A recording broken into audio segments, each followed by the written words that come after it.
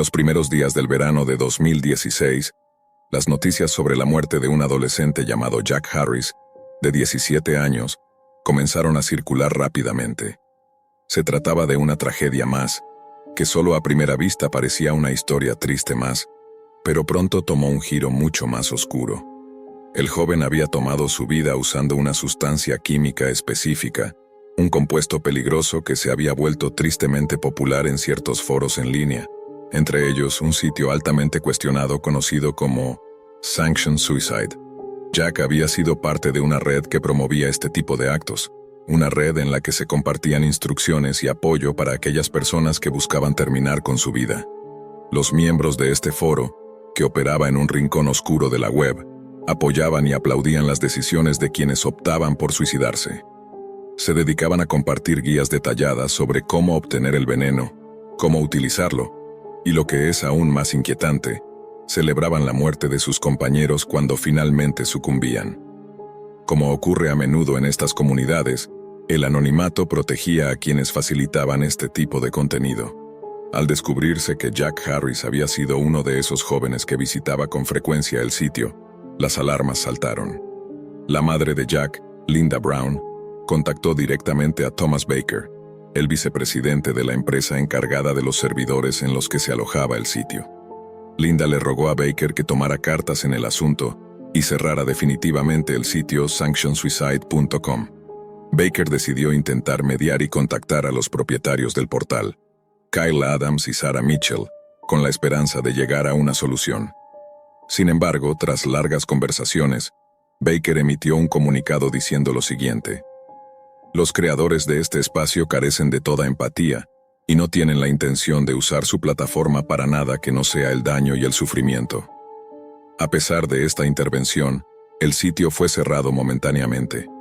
Sin embargo, en menos de una semana, Sanction Suicide volvió a estar activo bajo un nuevo dominio, sanctionsuicide.net, el cual permanece en funcionamiento hasta el día de hoy. Un caso similar ocurrió en el estado de Tennessee, cuando un hombre que se había quitado la vida usando una sustancia prohibida fue encontrado por un amigo, quien al revisar el teléfono móvil del fallecido, descubrió que este había sido un visitante frecuente del sitio. En las conversaciones en línea, se encontraba evidencia de que los usuarios le habían proporcionado detalles sobre cómo conseguir el veneno, y aún más perturbador, le habían guiado mientras tomaba la sustancia fatal. El amigo, profundamente afectado, buscó justicia, pero las autoridades no pudieron hacer nada. Según el detective Roger Green, a cargo del caso en Tennessee, no hay pruebas físicas de que alguien haya asistido al fallecido en su acto, y las leyes actuales no nos permiten rastrear o identificar a los responsables de estas interacciones anónimas en la red. Aunque en otros estados se han logrado condenas en casos similares, como el de Megan Foster en Michigan, donde se procesó a una mujer que instó a su pareja a suicidarse, los fiscales en este caso no tenían ninguna base sólida para una acusación. La tragedia de Tennessee se sumó a una serie de otros incidentes en los que individuos que se conectaban a estos sitios morían sin que las autoridades pudieran hacer nada. William Pierce, un investigador retirado de Minneapolis, comentó al respecto: nos enfrentamos a un tipo de crimen digital para el cual simplemente no estamos preparados. Estas comunidades en línea operan con total impunidad. Este fenómeno en línea coincide con el alarmante aumento de las tasas de suicidio en los Estados Unidos. Según los últimos informes del Centro Nacional para la Prevención del Suicidio, CNPS, el número de suicidios ha aumentado más del 30% en la última década, lo que lo ha convertido en una de las principales causas de muerte en el país. Este dato, que solo refleja las muertes por suicidio no asistido, no incluye a los miles de personas que optan por el suicidio asistido en los estados donde es legal. Algunos observadores describen esta situación como una crisis de salud pública, otros como una epidemia. La realidad es que Estados Unidos está frente a un desafío sin precedentes, similar a las luchas que enfrentaron sus ciudadanos en tiempos de guerra o crisis social en los siglos XVII y XIX. Hoy en día la batalla parece ser contra una amenaza invisible pero insidiosa, el sufrimiento interno que lleva a tantos a buscar una salida final a través de medios desesperados como los que facilitan estos sitios en la Deep Web. Ahora más que nunca necesitamos una nueva forma de lucha, afirmaba el sociólogo Daniel Hughes, quien observa el aumento de la vulnerabilidad mental en la población joven. Si nuestros antepasados tomaron las armas en tiempos de guerra, tal vez hoy sea el momento de tomar herramientas más sofisticadas, como la empatía, la acción colectiva y la vigilancia digital, para enfrentarnos a este enemigo invisible que nos acecha, el suicidio. El asunto no pasó desapercibido para las autoridades y grupos de defensa de la salud mental. En 2017, se organizó una reunión entre expertos en ciberseguridad, psicólogos y funcionarios del gobierno, con el fin de abordar el creciente peligro de los foros en línea como Sanction Suicide. En esa reunión, Dr. Amanda Clark, una psiquiatra especialista en prevención del suicidio, destacó la gravedad del problema. Estamos tratando con una forma moderna de facilitación del suicidio, en la que la anonimidad y el alcance global de la red actúan como un catalizador para aquellos que ya están en un estado vulnerable. En la misma conferencia, Carlos García, un abogado que se especializa en delitos cibernéticos, planteó la dificultad de la legislación en estos casos. La legislación sobre delitos digitales aún no está suficientemente avanzada para enfrentar estos desafíos. Las plataformas operan fuera del alcance de las leyes tradicionales, y las fuerzas del orden se ven limitadas por las lagunas legales que protegen a quienes operan bajo seudónimos. Esta declaración reflejó una creciente preocupación en el sector legal. Mientras que las autoridades se veían obligadas a actuar con cautela, la comunidad de Deep Web seguía evolucionando, adaptándose rápidamente a los esfuerzos regulatorios. Por otro lado, las plataformas sociales en la superficie web también comenzaron a tomar cartas en el asunto.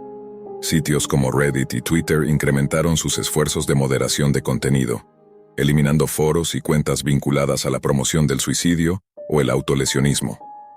A pesar de estos esfuerzos, los expertos en seguridad digital advierten que la Deep Web continúa siendo un refugio para aquellos que buscan apoyo para llevar a cabo sus planes más oscuros.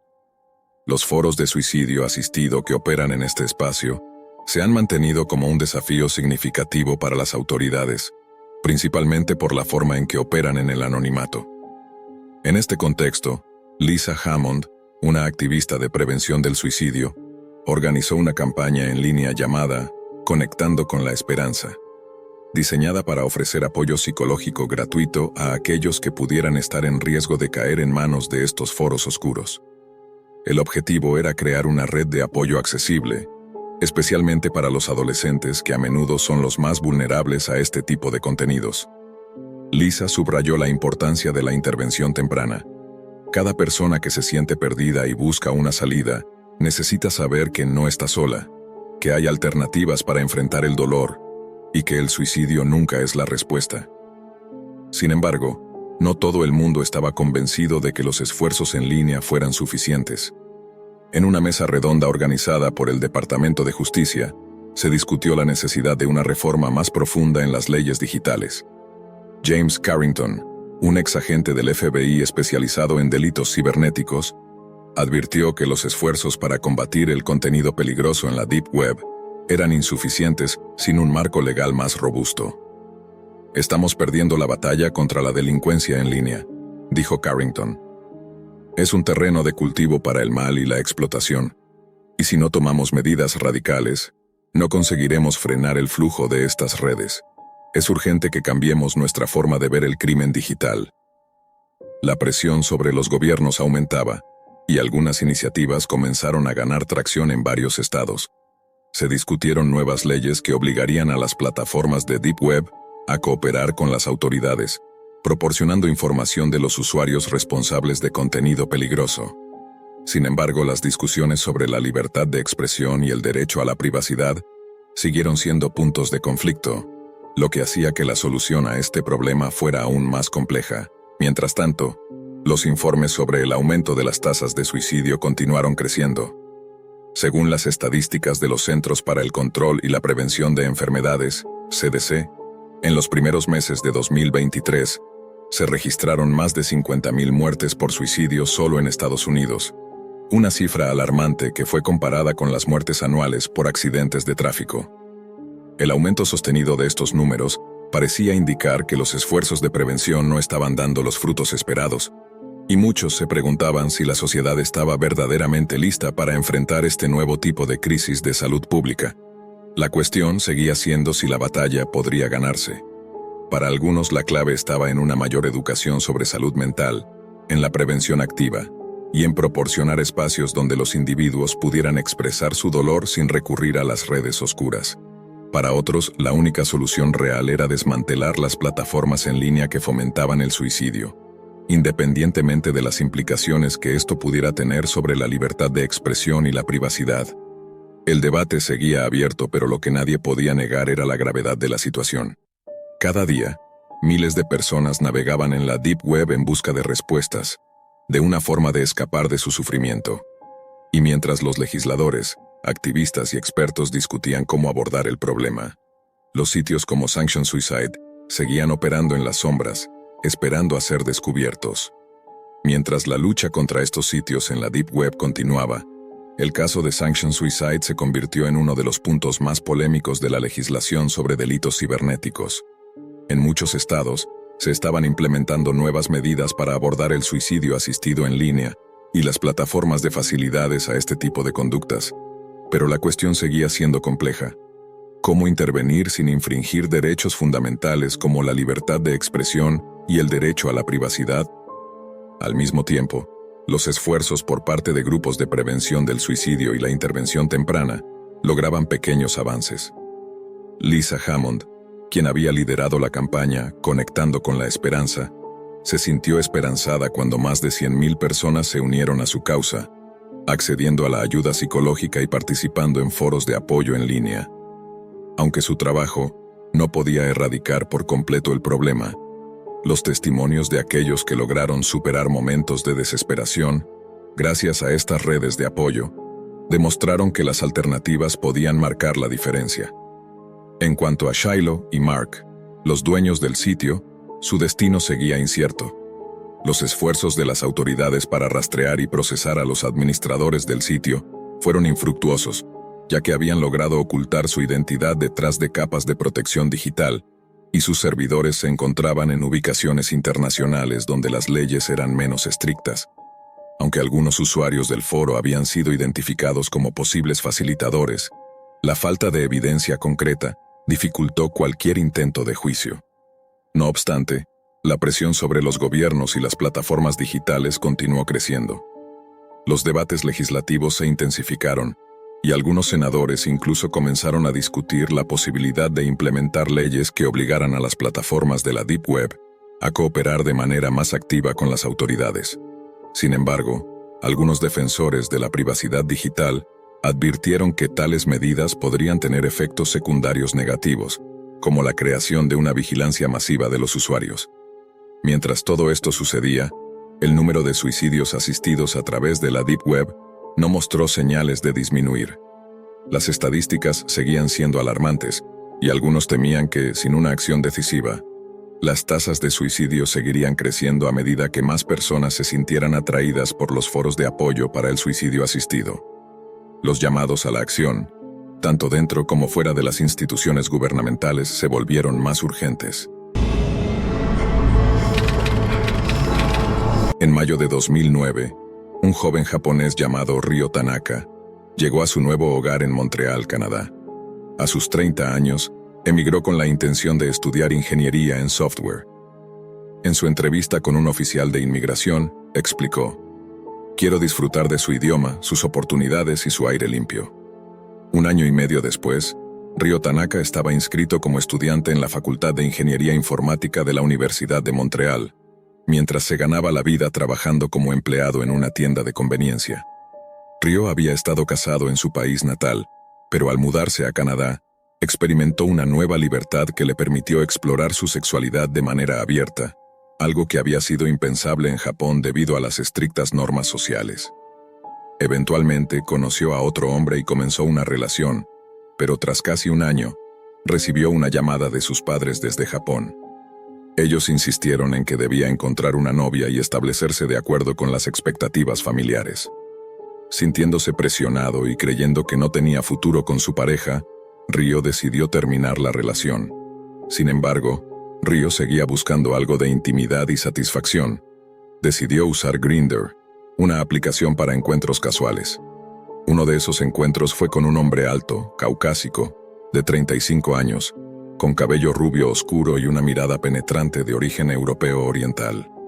Su verdadero nombre era Owen Drake, pero en la aplicación se hacía llamar Dmitry Volkov.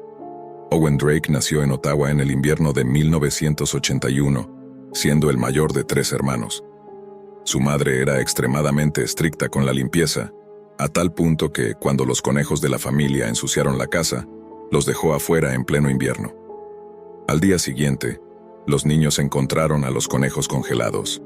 En 1993, el padre de Owen fue diagnosticado con esquizofrenia paranoide severa, y tras el subsiguiente divorcio de sus padres, Owen, a los 11 años, fue enviado a vivir con su abuela Martha Drake en una pequeña ciudad de Ontario. A medida que crecía, Owen comenzó a mostrar signos de problemas mentales, y a los 18 años fue diagnosticado con esquizofrenia. A los 20 años, Owen comenzó a recibir una pensión por discapacidad del gobierno, lo que le permitió vivir sin la necesidad de trabajar. Sin embargo, después de algunos años, comenzó a buscar formas de ganar dinero de manera menos convencional. Comenzó a trabajar como bailarín exótico, luego como acompañante y finalmente, incursionó en el mundo del entretenimiento para adultos. También apareció en una edición de 2004 de una revista gay famosa, bajo el seudónimo de Zane. En 2005, Owen tuvo su primer problema con la ley. Fue arrestado por fraude con tarjetas de crédito, tras haber obtenido varias tarjetas a nombre de una mujer con discapacidad. Tras convencerla de firmar los documentos, acumuló más de $85,000 en deudas. También surgieron rumores sobre abusos, aunque los cargos fueron finalmente retirados por falta de pruebas. Tras este incidente, Owen decidió cambiar su nombre a Dmitry Volkov y dejó atrás su carrera en el entretenimiento para adultos. En 2006, participó en un programa de televisión llamado Male Model Search, donde aspirantes a modelos competían por un premio en efectivo. Aunque no ganó, logró obtener algo de fama y comenzó a someterse a varias cirugías plásticas. En 2007, audicionó para otro programa llamado Plastic Fantasy, que exploraba el mundo de las cirugías estéticas. Durante ese tiempo, Dmitry creó hasta 30 perfiles falsos en redes sociales, todos destinados a manipular la opinión pública y aumentar su visibilidad. En 2006, estuvo envuelto en un rumor sobre una supuesta relación con Linda Sutherland, una asesina en serie famosa. Aunque Dmitry negó este rumor, investigaciones posteriores sugirieron que pudo haber tenido algún contacto con ella, aunque la policía se retractó después de que se confirmara que los rumores eran falsos. En 2009, Dmitry dio un giro verdaderamente oscuro. Subió un video a Deep Web titulado One Lunatic, One I Speak, donde mostraba cómo asfixiaba a 2 gatos pequeños con una aspiradora. Posteriormente subió otro video en el que ahogaba a un gato en una bañera. Y más tarde, uno en el que alimentaba a un gatito vivo a una serpiente pitón. Aunque Deep Web logró eliminar los videos rápidamente, el daño ya estaba hecho. Los videos empezaron a circular entre usuarios, y un grupo privado de Facebook comenzó a buscar al autor. Finalmente, la policía de Montreal abrió una investigación, pero pasaron 14 meses antes de que identificaran al culpable. Mientras tanto, Dmitry continuaba con su vida, buscando nuevos momentos de fama y reuniendo a más personas dispuestas a ser testigos de sus macabros entretenimientos. A principios de 2011, Dmitry comenzó una relación con Ryo Tanaka. Durante los siguientes meses, ambos se vieron esporádicamente, pero un día, Ryo dejó de asistir a su trabajo y a la universidad. Preocupados por su paradero, algunos amigos de Ryo decidieron ir a su apartamento el 3 de agosto. Tras no encontrarlo, reportaron su desaparición a la policía. La policía revisó las cámaras de seguridad del edificio donde Ryo vivía y descubrió que la última vez que se le vio fue el 30 de julio, cuando entraba en su apartamento junto a Dmitry Volkov. Apenas unas horas después, el detective principal del caso recibió un correo electrónico que contenía un enlace a un video perturbador publicado en Deep Web. El video, titulado One Lunatic, One I Speak, mostraba cómo Dmitry asesinaba a Ryo Tanaka, apuñalándolo y desmembrándolo. Las pruebas que surgieron condujeron a la policía a identificar a Dmitry Volkov como el autor del crimen. Los investigadores encontraron múltiples paquetes en la ciudad, enviados por Dmitry, que contenían partes del cuerpo de Rio. Estos paquetes fueron enviados a varias direcciones, incluidas las sedes de partidos políticos de Montreal y Vancouver. La situación se complicó cuando, después de la distribución de los paquetes macabros, los medios de comunicación comenzaron a cubrir la historia, y el caso de Rio Tanaka se convirtió en una sensación nacional. La policía de Montreal, ya bajo presión, descubrió más detalles que indicaban una planificación meticulosa. Dmitry Volkov, antes de cometer el asesinato, había compartido en sus redes sociales varias imágenes perturbadoras relacionadas con su fascinación por el morbo y la violencia. Los investigadores encontraron que, tras el asesinato de Rio, Dmitry había viajado rápidamente hacia París, dejando Montreal en un vuelo hacia Europa en la madrugada del 29 de julio de 2011. La policía canadiense, al enterarse de este movimiento, solicitó la colaboración internacional, y tan solo unos días después, Interpol emitió una alerta roja para localizar a Dmitry Volkov. Mientras tanto, la investigación continuaba en Montreal, donde los oficiales descubrieron que Rio Tanaka, poco antes de desaparecer, había estado en contacto con Dmitry a través de Deep Web. El intercambio de mensajes fue inquietante. Dmitry había mostrado un interés obsesivo por el caso de Rio, e incluso había comentado sobre sus fantasías oscuras y su deseo de trascender el dolor a través del sufrimiento ajeno. Esto fue suficiente para que la policía lo considerara un sospechoso de alto riesgo. El caso de Rio se volvió aún más macabro cuando, en agosto de 2011, la policía interceptó más paquetes enviados por Dmitry. Uno de los paquetes, entregado en una escuela secundaria de Montreal, contenía el pie derecho de Rio, mientras que otro paquete fue interceptado en una estación de correos con una mano izquierda que llevaba su anillo de bodas. A medida que los paquetes continuaban llegando, la sensación de horror aumentaba en la ciudad, y los padres de Rio se convirtieron en figuras clave en las manifestaciones y protestas contra el crimen. Dmitry Volkov parecía disfrutar del caos que estaba causando. Las autoridades descubrieron que, mientras estaba en París, había seguido enviando mensajes a varios de sus seguidores en Deep Web, alentándolos a ver el espectáculo, a sentir lo que es estar realmente vivo. La influencia que ejercía sobre su pequeño círculo de seguidores era perturbadora. Muchos de ellos eran personas con antecedentes en la subcultura del crimen cibernético, y se sentían fascinados por la forma en que Dmitry jugaba con los límites de la moralidad.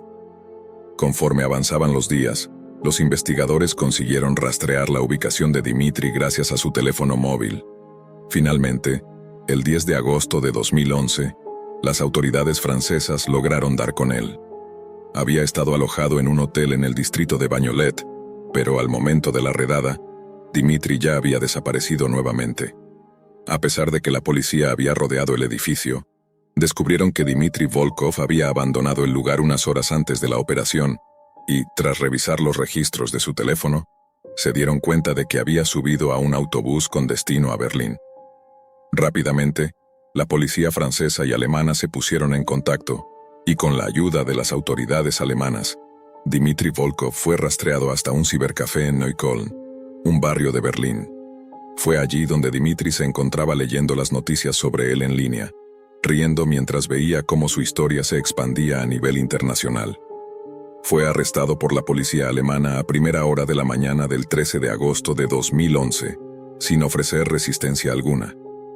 Una vez detenido, Dmitry fue trasladado a Montreal, en un vuelo de la Real Fuerza Aérea Canadiense, debido a la importancia del caso y el temor de que pudiera escapar a otro país. La tensión internacional creció aún más cuando Dmitry fue recibido en Canadá bajo estrictas medidas de seguridad. Las autoridades temían que su notoriedad y su deseo de atención pudieran llevarlo a intentar crear aún más caos durante su traslado. Al llegar a Montreal, Dmitry Volkov fue inmediatamente recluido en el centro de detención Rivière des Prairies, un establecimiento de máxima seguridad para evitar cualquier posibilidad de fuga o manipulación. Mientras tanto, los medios de comunicación continuaban cubriendo cada detalle de su captura, lo que alimentó la fama que tanto había deseado Dmitry. Incluso algunas figuras públicas, como el primer ministro de Canadá, Jacques Bertrand, se sintieron presionadas a dar declaraciones, ya que el caso se había convertido en un tema de conversación constante en el país. En el ámbito judicial, Dimitri fue acusado de asesinato en primer grado, profanación de cadáveres, distribución de material obsceno y acoso criminal. En su audiencia preliminar, se presentó su defensa por responsabilidad disminuida, alegando que Dmitry Volkov sufría de una enfermedad mental severa y que sus actos no debían ser considerados dentro de la lógica criminal convencional. Sin embargo, los fiscales argumentaron que su comportamiento, meticulosamente calculado, indicaba que Dmitry no solo entendía lo que hacía, sino que lo planeaba con frialdad y deliberación. Durante este tiempo, el sistema judicial canadiense preparó un juicio largo y complejo. Se convocaron expertos, psiquiatras y criminólogos, que debían determinar si Dmitry Volkov era completamente responsable de sus crímenes o si había un grado significativo de enfermedad mental que pudiera atenuar su culpabilidad. El juicio de Dmitry Volkov comenzó en el mes de octubre de 2011. Fue uno de los casos más seguidos en la historia reciente de Canadá, no solo por la brutalidad del crimen, sino por la fascinación morbosa que Dmitry generó en los medios. Se permitió que los periodistas estuvieran presentes en la sala de audiencias, una decisión que fue debatida ampliamente debido a la notoriedad del caso. Desde el principio, se hizo evidente que Dmitry deseaba el centro de atención, y su actitud durante el proceso lo confirmaba. Sonrisas burlonas, comentarios provocadores, y en algunas ocasiones, incluso saludos a la multitud que se había congregado fuera del tribunal.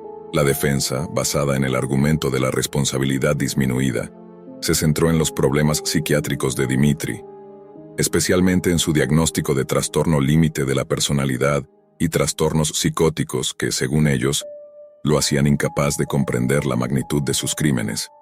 Durante el juicio, los psiquiatras que evaluaron a Dmitry testificaron que, aunque presentaba claros signos de trastornos mentales, su capacidad para tomar decisiones racionales y su plena conciencia de la gravedad de sus actos no podía ser ignorada. Por otro lado, la Fiscalía presentó una serie de pruebas irrefutables que demostraban que el asesinato de Ryo Tanaka había sido premeditado. Mostraron los videos que Dmitry había grabado y distribuido en sitios como Deep Web, evidenciando la intención deliberada de crear una atmósfera de terror y horror.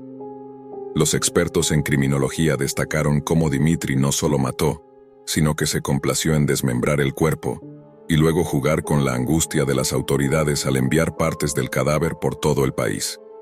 Las imágenes de los paquetes enviados a las escuelas y las entrevistas con los detectives que habían trabajado en el caso fueron desgarradoras, pintando un cuadro claro de la mente retorcida que operaba detrás de las atrocidades.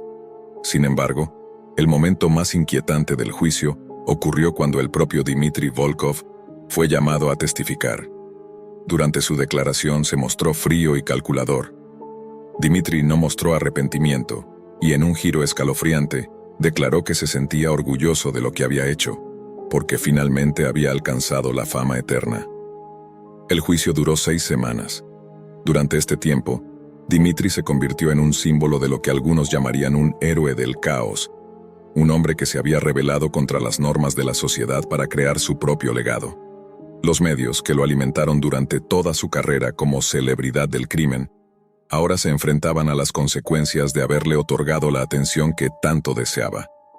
El veredicto finalmente llegó el 25 de noviembre de 2011. El jurado, después de deliberar por más de 24 horas, llegó a la conclusión de que Dmitry Volkov era culpable de asesinato en primer grado, profanación de cadáveres, distribución de material obsceno y acoso criminal.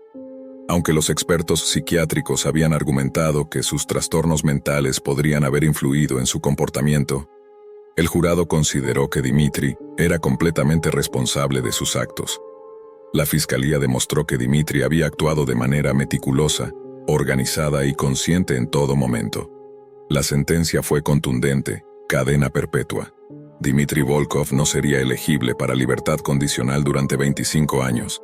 Además, fue condenado a otros 15 años adicionales por los cargos de profanación de cadáveres, lo que aseguraba que pasaría un total de 40 años tras las rejas antes de siquiera tener la oportunidad de solicitar la libertad condicional. A su llegada a la prisión, Dimitri fue colocado en confinamiento solitario debido a su peligrosidad y el riesgo de que su presencia en una población penitenciaria regular podría causar disturbios o incluso incitar a otros reclusos a imitar sus actos. Mientras tanto, la memoria de Ryo Tanaka se convirtió en símbolo de lucha contra la violencia, y su familia, devastada por la pérdida, se dedicó a crear una fundación en su nombre para apoyar a las víctimas de violencia y abuso. En sus últimos días, Ryo había hablado con entusiasmo sobre sus planes para convertirse en ingeniero de software y construir un futuro para él mismo, pero ese futuro fue truncado por la maldad de Dmitry Volkov. El caso de Dmitry Volkov quedó grabado en la historia como uno de los más perturbadores de la década. Su necesidad de fama y su deseo de ver el sufrimiento ajeno se convirtieron en un recordatorio de los peligros de la oscuridad que se esconde en las sombras de Internet y las redes sociales. En su búsqueda por ser recordado, logró lo que tanto deseaba, pero a un precio escalofriante. Los ecos de su historia continuaron resonando en la sociedad, generando debates sobre la psicopatía, la responsabilidad criminal y los límites de la libertad de expresión en Internet. A pesar de los intentos de algunos de marginalizar su fama, Dmitry Volkov logró lo que muchos no pueden: ser recordado para siempre, aunque su legado sea uno de horror y desprecio. En los años que siguieron se produjeron diversos documentales, investigaciones y libros sobre su caso. Uno de los más conocidos fue El precio de la fama, que se centró en cómo los medios de comunicación contribuyeron, de manera indirecta, a alimentar la locura de Dmitry. En él se discutió hasta qué punto la cultura de la fama y el morbo en los medios había creado una atmósfera en la que figuras como Dmitry Volkov pudieran surgir y, de alguna manera, aprovecharse de la vulnerabilidad de la sociedad.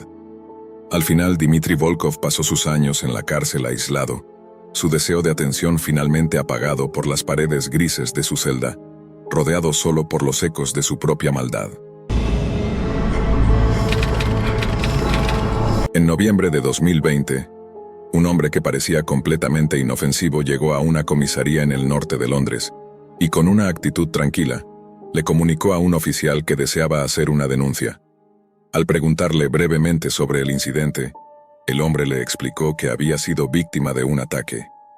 Después de esperar un momento, lo llevaron a una sala de entrevistas para que pudiera dar su declaración. La Policía Metropolitana de Londres, una institución que ha estado operando por casi 2 siglos, se encarga de mantener el orden en una de las ciudades más grandes y dinámicas del mundo. Como era de esperarse, su labor no es sencilla.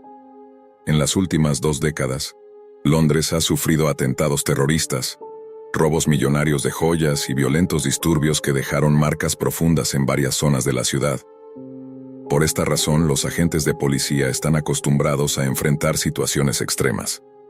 Sin embargo, lo que ese hombre aparentemente inofensivo relató en esa comisaría de Tottenham en noviembre de 2020 fue tal vez una de las historias más espantosas y asombrosas que muchos de ellos jamás habrían imaginado escuchar. El hombre explicó que en septiembre de 2019 había ido a la vivienda de un hombre noruego de 46 años, llamado Magnus Olofsson, quien residía en un edificio de apartamentos cercano. Juntos comenzaron a consumir drogas y, tras intoxicarse, Olofsson obligó a su invitado a desnudarse. Luego, con un bisturí extremadamente afilado, le hizo una herida en su zona genital. La víctima relató, con gran angustia, que en lugar de acudir inmediatamente al hospital, decidió regresar a su casa y esperar a que la lesión se sanara sola. Sin embargo, la herida, aunque superficial, comenzó a dolerle mucho y se infectó gravemente. Los oficiales que escuchaban la declaración no podían creer lo que oían mientras la víctima continuaba narrando cómo, en vez de buscar atención médica, volvió a la casa de Olofsson en diciembre de 2019, con la intención de que le extirpara completamente los testículos. Olofsson había invitado a un conocido, un ex cirujano de 57 años llamado Lars Birk, quien aparentemente iba a asistir en el procedimiento. Sin embargo, lo que no sabía la víctima era que Birk no estaba allí para ayudarlo. Cuando le preguntaron acerca de la anestesia, le dijeron que no se utilizarían sedantes, ya que la anestesia, según sus palabras, era un campo tan preciso que, si no se administraba correctamente, podría terminar en la muerte. La víctima entendió esto como una garantía de que todo estaba controlado. pero la realidad era que sus agresores querían someterlo al mayor dolor posible. Luego de consumir grandes cantidades de alcohol para intentar soportar el dolor, la víctima fue inmovilizada y atada. A pesar de lo que había bebido, ningún trago logró aliviar el sufrimiento cuando Olofsson le colocó una abrazadera metálica en los testículos. La víctima pensaba que el siguiente paso sería la amputación, pero para su horror, Olofsson utilizó un hierro al rojo vivo para marcar las letras S y L en la parte posterior de su muslo. «¿Qué me has hecho?», gritó la víctima, pero en lugar de contestar, Olofsson le exigió que jurara su lealtad eterna, dejándole claro que el procedimiento no continuaría hasta que lo hiciera. Desesperado y con el dolor desbordando sus límites, la víctima juró servir a Olofsson por siempre. Sin embargo, Olofsson no se mostró conforme y le pidió que repitiera su juramento varias veces antes de autorizar a Birk para proceder con la operación. Fascinado por este hombre robusto, Birk avanzó con el bisturí y comenzó a cortar los genitales de la víctima bajo las órdenes de Olofsson. No obstante, al intentar extraer el primer testículo, Birk se detuvo. Al parecer, algo lo hizo dudar, y en lugar de continuar con la amputación, devolvió el testículo al escroto de la víctima y cerró la herida de manera torpe. Horrorizado, la víctima exigió que terminaran lo que habían comenzado, pero le dijeron que algo había salido mal y que ya no podían continuar. Aunque no está claro si realmente hubo un error o si Olofsson había instruido a Birk para mentir, lo cierto es que la víctima fue rápidamente echada del apartamento. Cuando se le preguntó por qué no había buscado ayuda médica, la víctima explicó que Olofsson era un hombre extremadamente carismático y manipulador. Lo conoció en un momento de vulnerabilidad emocional, y el noruego lo atrapó de la misma manera en que lo hacen los líderes de culto con sus seguidores. Una vez bajo su influencia, Olofsson lo introdujo en el mundo de la llamada modificación corporal, un término que la víctima solo llegaría a comprender completamente después. A lo largo de los meses comenzó a conocer a otras personas del círculo cercano de Olofsson, hombres con una fascinación enfermiza por la cirugía no profesional, especialmente por la castración masculina. Al principio el grupo parecía amistoso y acogedor, pero con el tiempo, la víctima se dio cuenta de lo manipuladores y peligrosos que eran. De hecho, en varias ocasiones, Olofsson y sus seguidores le aseguraron que sería más feliz si se sometía a la castración, enfocándose en sus problemas con la identidad de género y convenciendo al hombre de que esa era la solución. De alguna manera, le hicieron creer que sería algo positivo, presentándolo como una decisión personal, algo que debía hacer por su propio bien.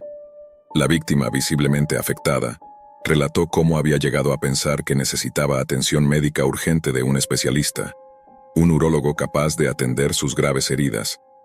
También mencionó cómo estuvo a punto de perder el control y vengarse de Olofsson en varias ocasiones.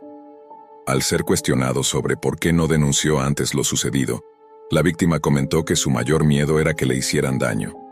De hecho, según sus palabras, los seguidores de Olofsson eran una gran cantidad, y el noruego lideraba lo que él consideraba una suerte de culto en línea dedicado a la castración, algo que él mismo realizaba desde su apartamento en Tottenham. Poco después de que la víctima firmara su declaración, los investigadores se dirigieron al hogar de Olofsson, donde hicieron un descubrimiento escalofriante. Un conjunto de instrumentos quirúrgicos para realizar mutilaciones, entre ellos ganchos metálicos similares a los que se usan en animales, así como bisturíes, electrodos, catéteres y pinzas. Olofsson fue arrestado y durante su captura, los oficiales notaron que le faltaba una pierna. La investigación reveló que las amputaciones de extremidades en el Reino Unido suelen ser causadas por accidentes vehiculares. Sin embargo, el historial médico de Olofsson mostró que su pierna había sido amputada debido a una congelación severa. El daño en los tejidos fue tan extenso que requirió la amputación de la pierna en el Hospital Royal Free de Camden, donde estuvo ingresado por más de 2 meses. Tras recibir el alta médica, Olofsson quedó dependiente de una silla de ruedas, y como ya no podía trabajar en las mismas condiciones, solicitó una indemnización que rondaba las 20.000 libras entre 2019 y 2021. Pero esa no fue la única mutilación a la que Olofsson se sometió. Después de su arresto en noviembre de 2020, comenzaron a surgir más detalles perturbadores. Olofsson fue acusado de varios cargos, entre ellos, 5 de causar daño corporal grave con premeditación, y uno más por distribuir material gráfico de contenido infantil. En un principio, Olofsson negó todos los cargos. Sin embargo, conforme avanzaban las pesquisas, comenzaron a salir a la luz más detalles escalofriantes sobre su vida y sus prácticas. En 2017, Olofsson había contactado con un hombre de 29 años llamado Peter Reed, a quien conoció a través de una app de citas. Durante sus conversaciones, Olofsson le confesó su deseo de someterse a una castración, pero no de la forma común, sino a manos de otra persona. Reed, aunque escéptico, aceptó ayudarlo después de que Olofsson le asegurara que ya había realizado este tipo de operaciones en al menos 26 hombres y que estaba dispuesto a pagarle una suma considerable por el procedimiento. En un principio, Reed cobró 750 libras por participar en la intervención, pero Olofsson le prometió una gran suma de dinero cuando todo terminara. Olofsson no solo estaba buscando la castración, sino algo más. Quería deshacerse completamente de sus genitales. Para ello le mostró a Reed un sitio web de su propiedad donde almacenaba los videos de las operaciones realizadas. Unmakermacaque.com. Al principio, el contenido parecía ser simplemente una operación quirúrgica, pero rápidamente se tornó gráfico y perturbador. Reed, horrorizado por lo que estaba viendo, casi no pudo soportarlo. Cuando la operación terminó, Reed grabó un mensaje mientras se limpiaba el sudor de su frente. Eso fue un gran logro, dijo sin mostrar ni un mínimo de arrepentimiento. Olofsson, satisfecho con el resultado, grabó el proceso para luego subirlo a su sitio web. Después, llamó a una ambulancia y con calma, les explicó que había intentado realizarse una cirugía, pero que no era solo una simple circuncisión. Fue trasladado al hospital de urgencias, donde los médicos, tras ver la gravedad de la situación, lo remitieron a una unidad psiquiátrica. Aunque los médicos dudaron de su salud mental, Olofsson fue dado de alta solo 72 horas después. Al salir del hospital, contactó nuevamente a Peter Reed, quien, después de ser testigo de semejante operación, confesaría más tarde que estuvo a punto de vomitar. Sin embargo, Olofsson no se dio por vencido, y le ofreció seguir participando en más mutilaciones a cambio de grandes sumas de dinero. En los 2 años siguientes, Reed recibió más de 6.000 libras por ser parte de este oscuro ritual. Pero Reed no fue el único implicado en los actos de Olofsson.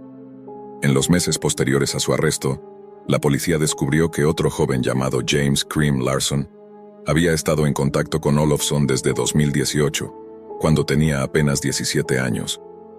Olofsson, con su retorcida influencia, comenzó a inducir a Larson en el mundo de la modificación corporal extrema. A medida que Larson pasó más tiempo con Olofsson, empezó a ver al noruego como una figura de poder y comenzó a ser parte de su círculo. Larson fue invitado a observar cómo Olofsson sufría la amputación de su pierna en un proceso deliberado, y meses después se unió a él en sus planes más oscuros, realizar mutilaciones sin ningún tipo de escrúpulo. En febrero de 2019, Larson viajó a la casa de Olofsson, quien lo recibió con una macabra bienvenida. En la cocina, Larson fue testigo de cómo Olofsson sumergía su pierna amputada en un gran recipiente de agua con hielo, sin mostrar signos de dolor.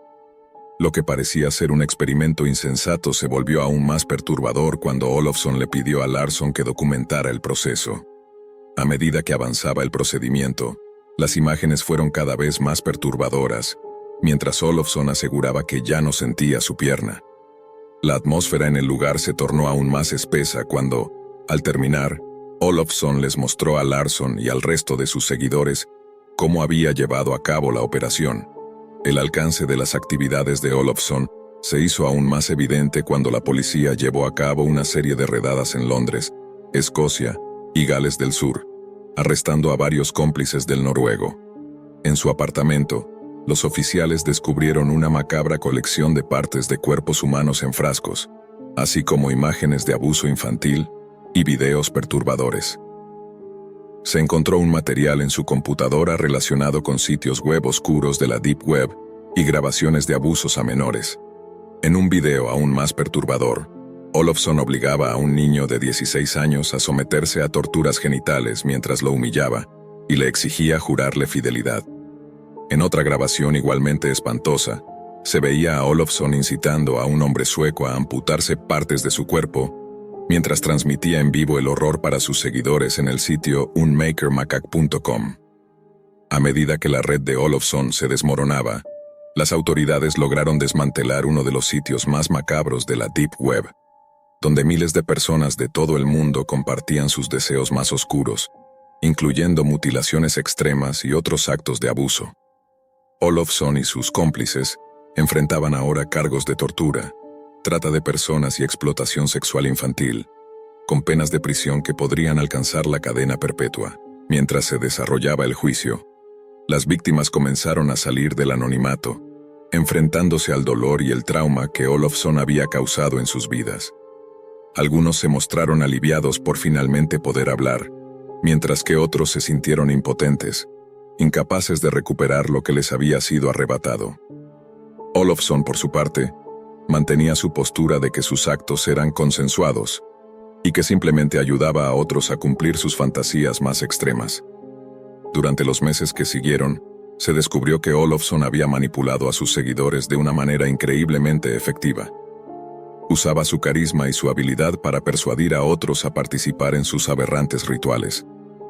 A medida que su figura se tornaba cada vez más perturbadora, más personas se acercaban a él, confiando en que les brindaría el alivio que buscaban. Sin embargo, a lo largo del juicio, se reveló que Olofsson había inducido a sus víctimas a creer que sus deseos de mutilación eran naturales, que formaban parte de una comunidad selecta de personas que se sentían liberadas por la práctica, lo que complicó aún más las condenas. Finalmente, el tribunal emitió su veredicto. Olofsson fue hallado culpable de todos los cargos en su contra.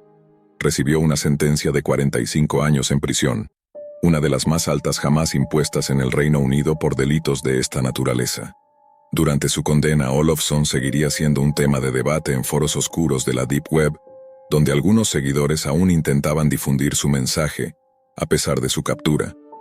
Las autoridades británicas, por su parte, intensificaron los esfuerzos para rastrear y desmantelar redes similares, con la esperanza de prevenir que otros individuos cayeran bajo la influencia de figuras como Olofsson.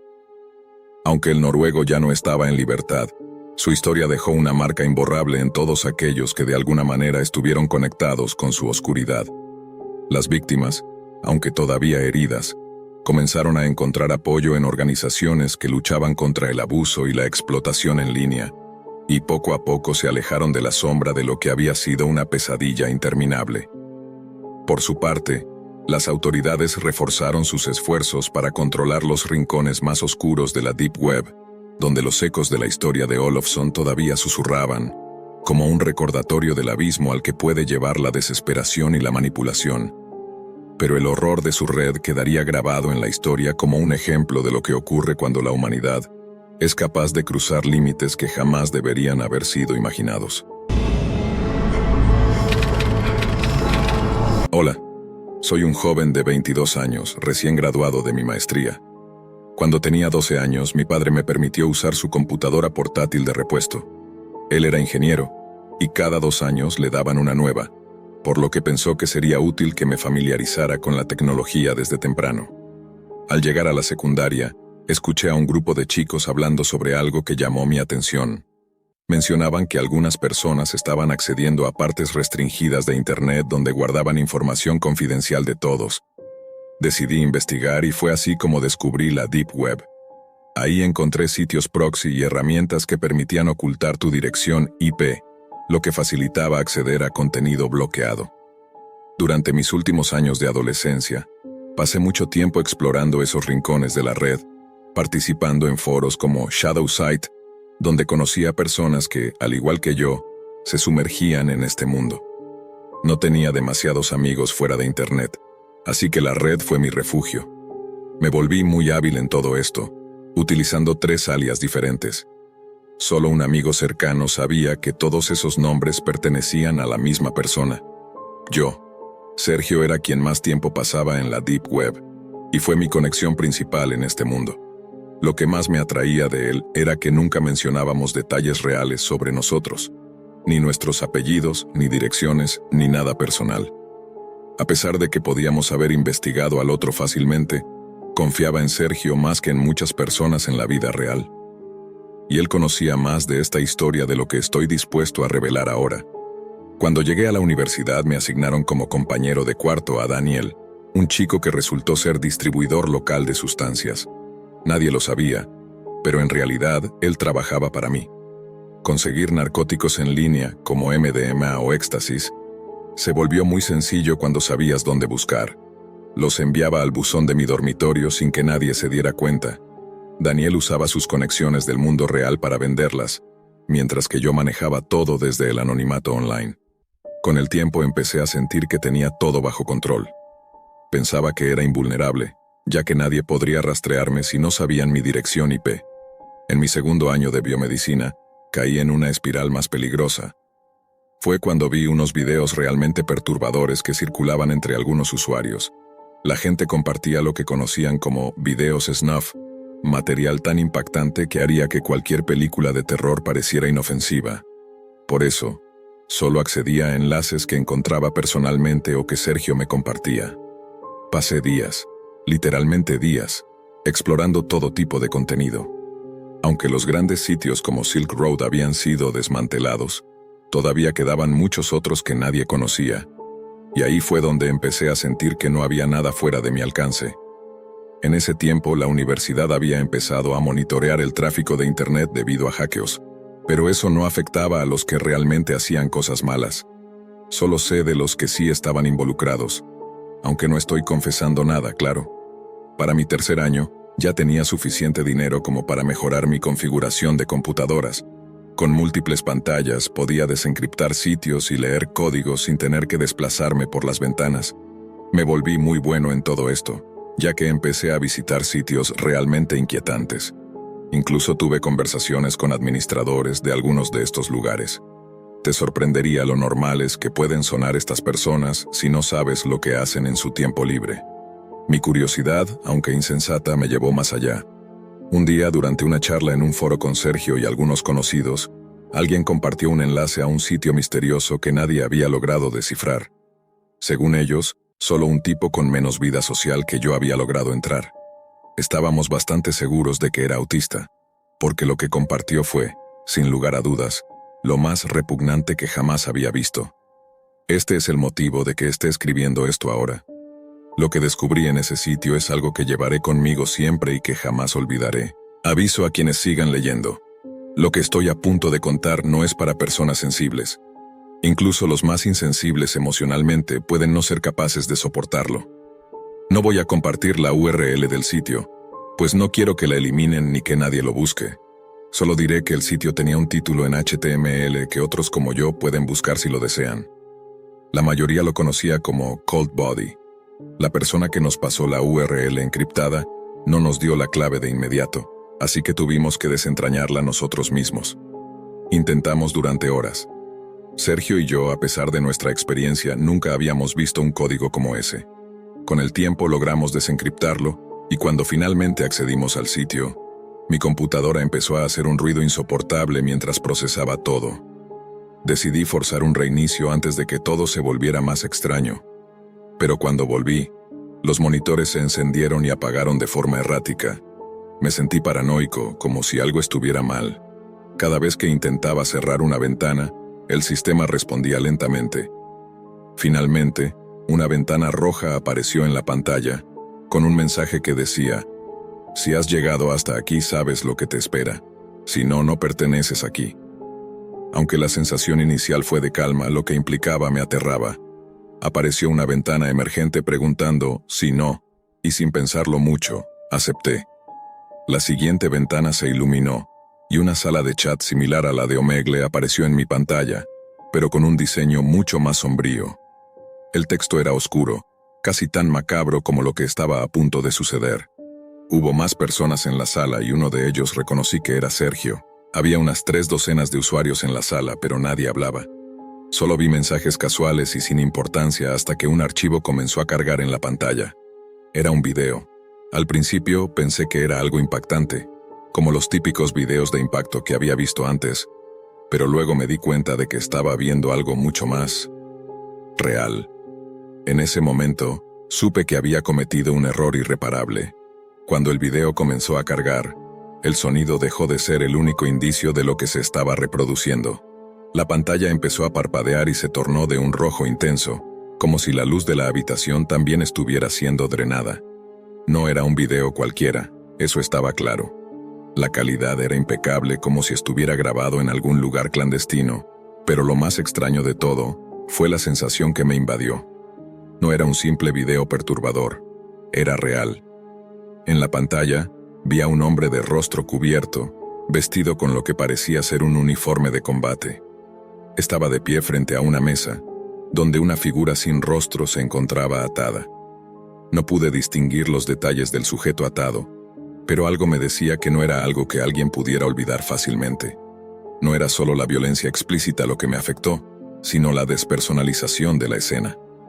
El rostro del hombre que grababa, o al menos la parte que era visible, estaba calmado, como si estuviera en un ambiente completamente normal. Lo peor fue que este video no era único. Cada vez que uno terminaba, otro comenzaba, y otro más. Todos con la misma frialdad, el mismo desdén hacia la vida humana. En ese momento, la sensación de que algo estaba mal me golpeó con fuerza. Quise cerrar todo, apagar la computadora y desaparecer de la red, pero no podía. El sistema estaba más lento que nunca, como si estuviera tomando control de mi equipo y no al revés. Intenté desconectarme, pero el cursor no se movía. El video siguió reproduciéndose, y cada vez que pensaba que ya había visto lo peor, la pantalla mostraba algo aún más horrible. Sergio no estaba escribiendo nada en la sala de chat. Ninguno de los otros participantes lo hacía tampoco. ¿Por qué estábamos ahí? ¿Por qué no salíamos? ¿Qué nos había atrapado en esa red de horror? Lo que sentí después fue un nudo en el estómago. Me di cuenta de que no solo estábamos observando, sino participando. Cada uno de nosotros estaba conectando los puntos, haciendo crecer esa deep web que todos decían que no podía existir sin consecuencias, como si de alguna manera estuviéramos alimentando la bestia. De repente apareció un nuevo mensaje en la ventana de chat. Solo contenía una palabra: próximo. A medida que la palabra aparecía, la imagen del video se distorsionó y se congeló. El hombre con el rostro cubierto comenzó a caminar hacia la cámara, y fue entonces cuando me di cuenta de que me estaba mirando directamente. Su expresión era inexpresiva, pero algo en sus ojos, un brillo extraño, hizo que el aire se volviera más denso. La sensación de claustrofobia comenzó a apoderarse de mí. Era como si el lugar en donde estaba se cerrara más y más. Pensé que todo esto no podía ser real. Esto no podía ser posible, pensé. ¿Quiénes eran estos individuos? ¿Qué clase de enfermos podían estar detrás de todo eso? De repente, mi computadora emitió un sonido agudo y comenzó a parpadear con más intensidad. Un archivo se descargó solo, y la pantalla se puso completamente negra por un segundo. Cuando volvió a encenderse, un mensaje apareció en el centro. Ha sido seleccionado. Sentí un escalofrío recorriendo mi columna vertebral. Antes de que pudiera reaccionar, el cursor comenzó a moverse por sí mismo. Sin querer, sin poder detenerlo, hizo clic en una nueva ventana que se abrió frente a mí. La ventana decía: verás lo que no se puede ver. Fue entonces cuando me di cuenta de que todo había cambiado. Ya no estaba solo observando el contenido. Estaba involucrado en algo mucho más grande que yo. Algo que no podía ni entender. La pantalla comenzó a mostrar imágenes de diferentes personas conectadas, sus rostros parcialmente cubiertos, como si fuéramos parte de un experimento o una observación. Como si todos estuviéramos siendo vigilados. Y no solo eso, las imágenes de esas personas eran familiares. Vi a alguien que parecía a Daniel, mi compañero de cuarto, aunque su rostro estaba distorsionado y cubierto. Y luego, un segundo más tarde, vi a Sergio, pero él también parecía atrapado en una especie de bucle, como si hubiera sido forzado a estar allí, como si él también hubiera caído en esta red. De alguna manera, su rostro se deformaba, se volvía más sombrío y mortal. En ese momento, el terror no solo era por lo que veía, sino por lo que me estaba sugiriendo el sistema. El mensaje apareció nuevamente, ahora con más claridad. No se puede salir, no se puede olvidar. Mi corazón latía con fuerza. Intenté desconectar todo, pero no pude. Ni mi mouse ni mi teclado respondían. La única forma de interactuar era mediante el chat de la sala. Desesperado escribí: ¿qué es esto?